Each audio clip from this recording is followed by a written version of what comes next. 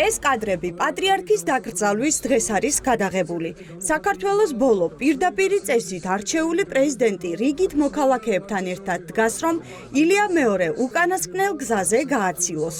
დღეს გაჩნდა კითხვა, ვინ დაბლოკა დაკრძალვის დღეს სამებასა და სიონში. ქვეყნის ორი პრეზიდენტის, სალომე ზურაბიშვილის და გიორგი მარგველაშვილის ყოფნა.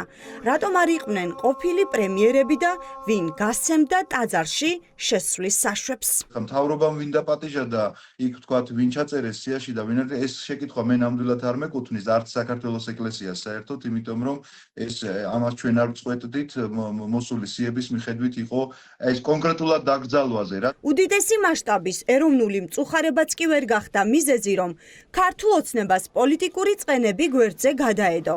ეს შეფასება მოჰყვა ტაძრებს მიღმა პოლიტიკური ლიდერების დატოვებას.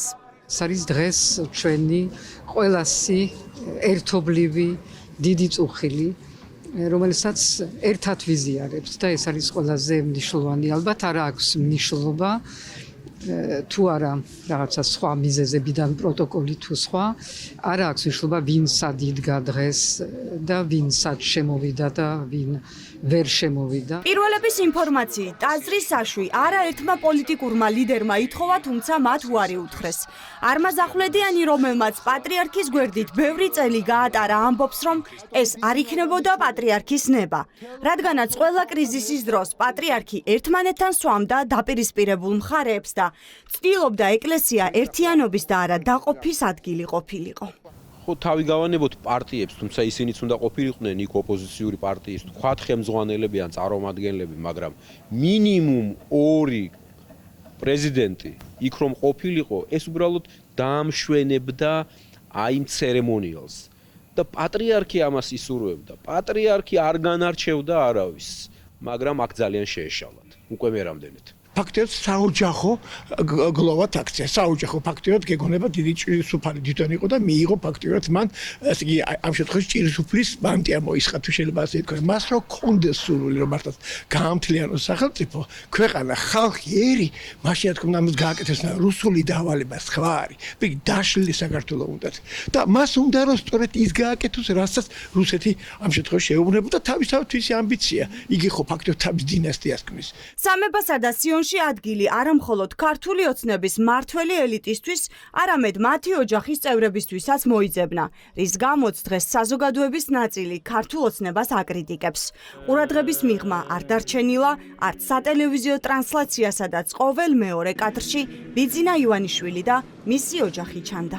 ამისი ესეთი მისაკუთრება პატრიარქის გასვენების ასეთი მისაკუთრება გვეუბნება იმაზე, რომ არ უნდა მთავრობას ერის გაერთიანება. ის ხომ საქართველოს პატრიარქი იყო, ის ხო არ იყო ერთი ოცნების პატრიარქი. მოხევები ჩამოვიდნენ და უნდა მოხეურად დატირება და ვერ დაიტირეს პატრიარქი, თავის სამყაროელი პატრიარქი იმის გამო, რომ რა ქვია, ვიღაცა იმიტომ რომ რაღაც დაახლოვება აქვს მთავრობასთან შეეკვეთა დამტირებლის ნაცვლად გამოვლენ, აგერ დაკრძალვაზე ხო ვნახეთ, ჩემი თვალით ვნახე ეს ადამიანები, პატრიარქზე და ფუასე გიყვარს პატრიარქი.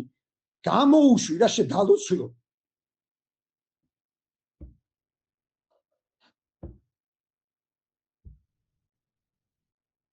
ამდენი გოგო და ბიჭია.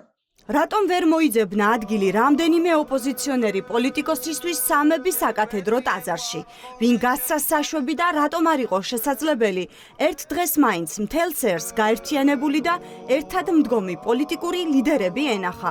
ეს კითხვა დღეს თავად ქართული ოცნების წევრებს დავუსვით. რაც შეეხება გაერთიანებულ საქართველოს, გაერთიანებულ საქართველოს არ ნიშნავს პოლიტიკურად გაერთიანებულ საქართველოს. ნიშნავს სამშობლოს წინაშე, სახელმწიფო ინტერესების წინაშე, ჩვენი ხალხის წინაშე ერთიან პოზიციას. არა, მარგველაშვილის ზურაბიშვილის საერთოდ არ უნდა ყოფილიყო, იმიტომ კიდევ ერთხელ პროტოკოლის მიხედვით ყოფილი პრეზიდენტი, ყოფილი პრემიერ-მინისტრი, ყოფილი პარლამენტის თავმჯდომარე და ასე შემდეგ, ყველანი იქ ვერ დაეტეოდა. ამასთან დაკავშირებითაც გვექნება პასუხები, მაგრამ ვფიქრობ დღევანდელი დღე რაღაც დაფიქრების დღე არის.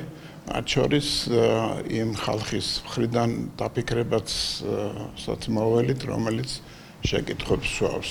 ხომ არ გაქვთ ინფორმაცია ოპოზიციური პარტიების წარმომადგენლებისთვის, რატო არ იყო სამებაში საშვი დაშვებული? შეგიძლიათ გითხრათ? პრეზიდენტებისთვის რატომ არ იყო ყოფილი პრეზიდენტებისთვის ორი საშუის დაშვება, რატომ იყო პრობლემა? ახლა ყველა ახალი პატრიარქის არჩევას ელოდება. საინტერესოა, რაც ცვლილებებს მოიტანს ახალი პატრიარქი ქვეყნის საერო და სასულიერო ცხოვრებაში.